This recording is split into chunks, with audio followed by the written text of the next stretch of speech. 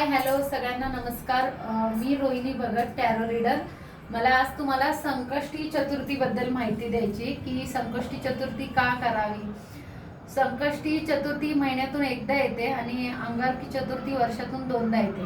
तर संकष्टी चतुर्थी ही तुमच्या काही इच्छा असेल मनातल्या तर त्या पूर्ण होत नसेल तर तुम्ही 21 संकष्टी चतुर्थी करू शकता किंवा वर्षभरही तुम्ही संकष्टी चतुर्थी करू शकता जोपर्यंत तुमच्या इच्छा पूर्ण नाही होते।